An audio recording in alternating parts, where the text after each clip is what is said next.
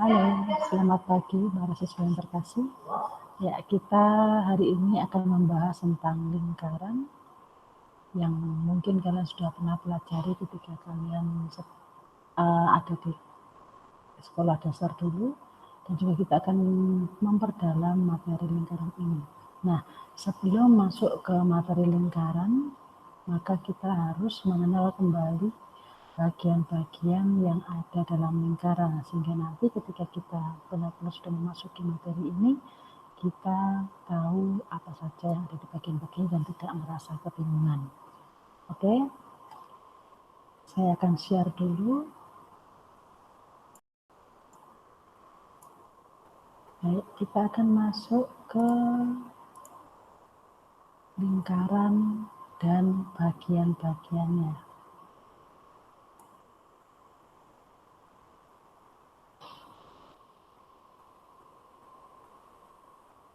Baik, kita punya beberapa macam yang bisa mungkin kalian sebutkan sendiri ya. Misalkan di dalam lingkaran pasti kalian tahu ada namanya jari-jari, ada namanya diameter, kemudian titik sudut, dan sebagainya. Nah, kita akan belajar unsur-unsur dalam lingkaran ini. Kalau dilihat di gambar, itu ada beberapa macam bagian, baik yang berupa garis, seperti garis AD, ini tengah ini O ya, atau garis AO, atau OB. Tapi ada juga yang berbentuk daerah, yang diwarnai dengan biru, kuning, atau pink ini. Nah, apa saja itu? Mari kita perhatikan. O di sini itu sebagai pusat lingkaran. Oke, jadi kalau kalian menggambar dengan menggunakan jangka, tempat yang jarumnya itu adalah pusat lingkarannya. Kemudian OA, OB, OC atau OD itu termasuk dalam yang dinamakan dengan jari-jari atau yang biasa kita singkat dengan simbol R kecil. Oke, nah kemudian kita lihat garis AD, garis AD, garis BD, atau bahkan garis AB itu adalah namanya tali busur. Jadi tali busur adalah garis yang menghubungkan titik-titik yang ada di keliling lingkaran. Oke, saya ulangi, tali busur adalah garis yang menghubungkan titik-titik yang ada di keliling lingkaran. Jadi kalau ini dari ada titik A, titik B dihubungkan, maka namanya tali busur. Nah, AB sendiri juga dinamakan sebagai diameter. Jadi tali busur yang terpanjang yang ada di lingkaran itu kita namakan diameter. Dan otomatis diameter pasti melalui pusat lingkaran. Oke, jadi diameter merupakan tali busur terpanjang atau tali busur yang melewati pusat lingkaran. Nah, OE, nah ini kita kehilangan satu garis. Ini ada satu garis di sini, di daerah kuning ini, garis tingginya segitiga COD, kita kasih nama OE itu adalah apotema. Nanti di gambar berikutnya mestinya ada apotema. Oke, garis tinggi dari siku-siku dengan garis BC. Kemudian, nah yang diwarnai pink ini, BFC ini dinamakan tembereng. Dan yang berwarna biru ini, daerah berwarna biru ini adalah juring. Jadi kalau kita misalkan lingkaran itu sebagai sebuah pizza, ya, kalau kita pesan pizza biasanya berbentuk lingkaran ya. Nah, potongan pizza yang biasanya kita makan itu kita pegang, kita makan seperti daerah biru ini, itu kita namakan juring.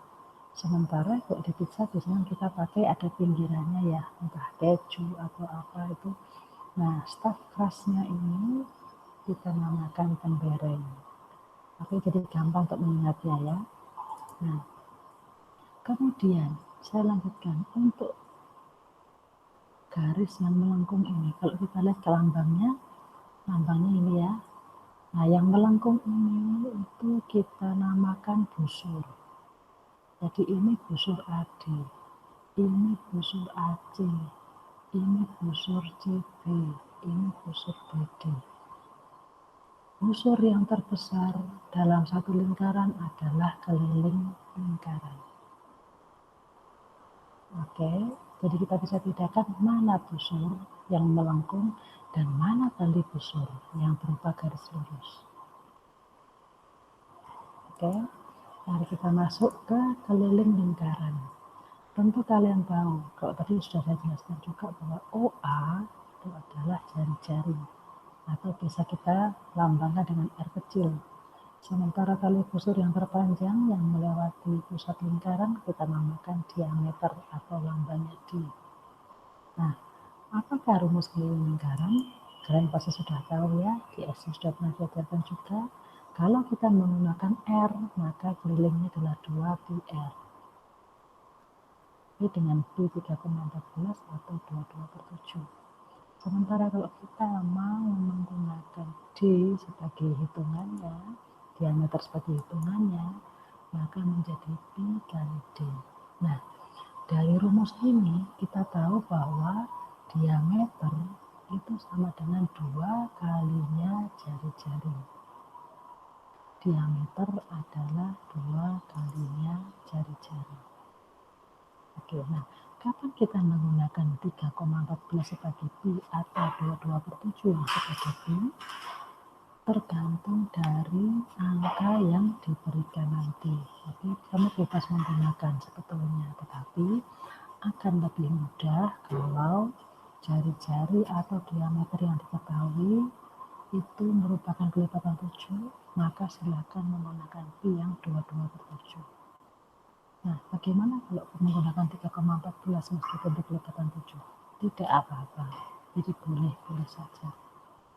Oke, kita akan masuk ke luas lingkaran. Nah, luas lingkaran rumusnya adalah I R kuadrat. Oke, nah seperti kita tahu tadi bahwa diameter itu sama dengan 2 kali jari-jari. D sama dengan 2R. Atau kalau mau kita balik, R sama dengan setengah D. Nah, karena ini pangkat 2, maka otomatis setengah D juga harus kita pangkatkan 2. Sehingga kalau kita menggunakan rumus luas dengan hitungan diameter, maka menjadi 1/4 pi D kuadrat.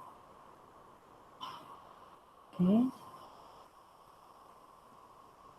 kamu bebas memilih mau pakai yang PR kuadrat atau yang 1/4 pi D kuadrat.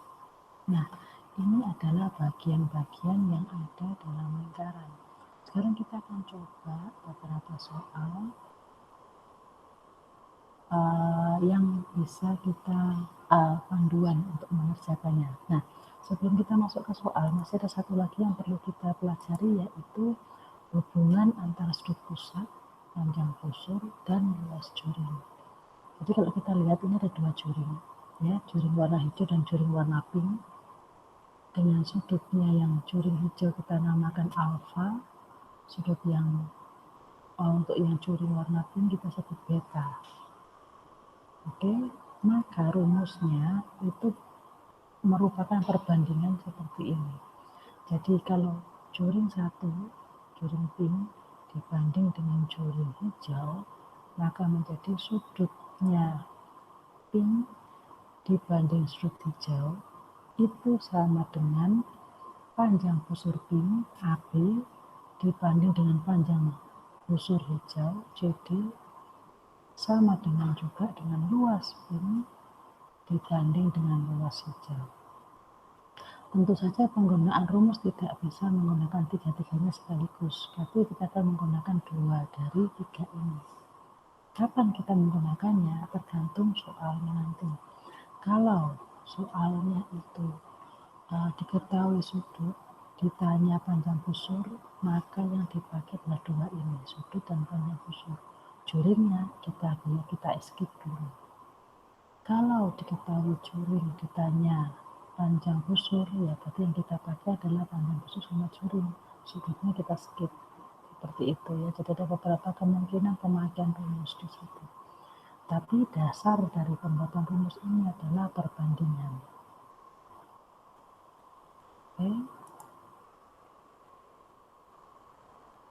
Nah, kalau soalnya itu apa yang diketahui adalah cuma satu juring, kok tadi kan 2 juring, nah sekarang 1 juring. Kalau cuma 1 juring, maka dibandingkan dengan lingkaran seluruhnya. Jadi kalau cuma 1 juring, maka alfa kita bandingkan sama 360, satu lingkaran penuh. Luas juringnya kita bandingkan dengan luas lingkaran penuh. Panjang busurnya kita bandingkan dengan keliling lingkaran penuh. Begitu ya. Jadi kalau ada 2 juring maka kita bandingkan masing-masing. Kalau cuma ada 1 juring kita bandingkan sama luas lingkarannya. Oke. Kita akan coba dengan soal. Nah, misalkan soal seperti ini. 2 buah lingkaran diketahui diameternya masing-masing 14 dan 20 cm. Kita akan kerjakan yang satu saja, yang 14 saja ya. Tentukan keliling dan luas. Oke, jadi kita bisa langsung masuk ke rumusnya. Bisa langsung menggunakan rumusnya seperti yang biasa kami kerjakan. Nah, diketahui kalau diameter 14 otomatis jari-jarinya 7, ya kan, setengahnya. Kemudian kita boleh pakai rumus yang pertama atau rumus yang kedua. Hasilnya pasti akan sama. Kalau kita pakai yang R, maka harus pakai yang R juga di sini.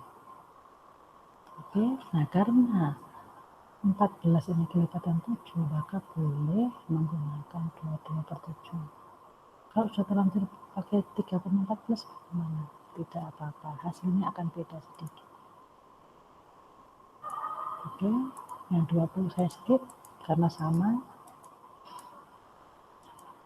Nah, kita akan masuk ke soal berikutnya.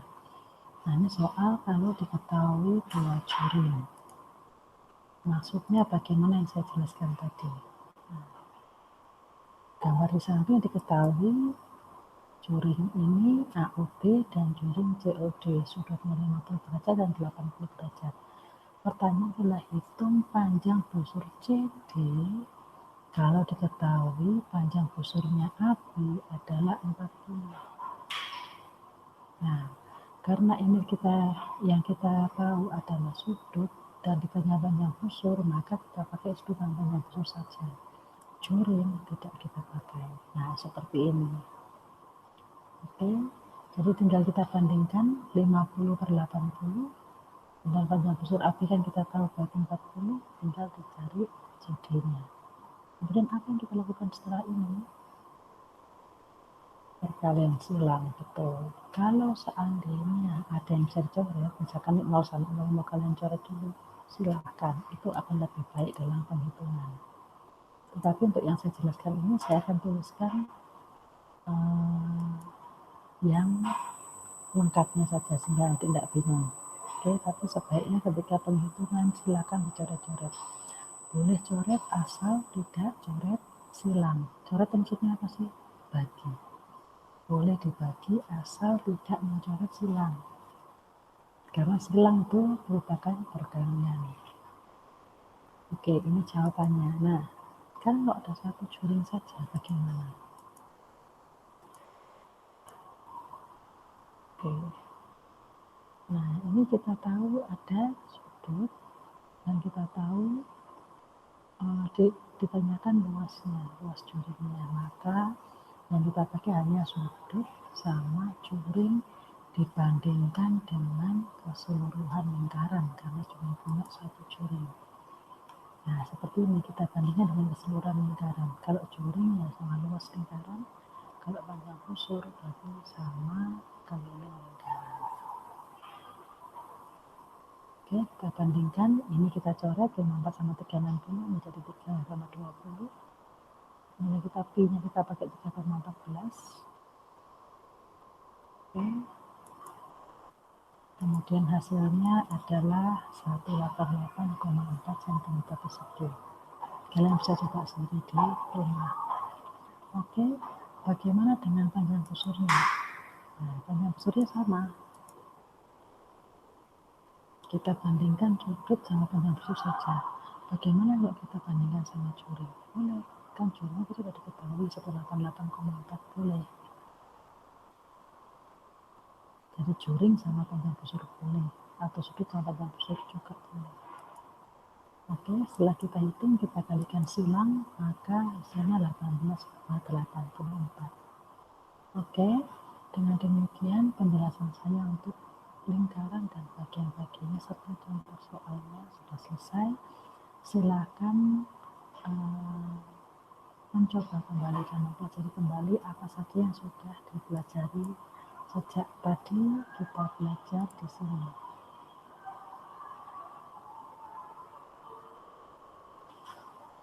Oke, terima kasih untuk perhatiannya. Kita jumpa di lain waktu. Bye-bye.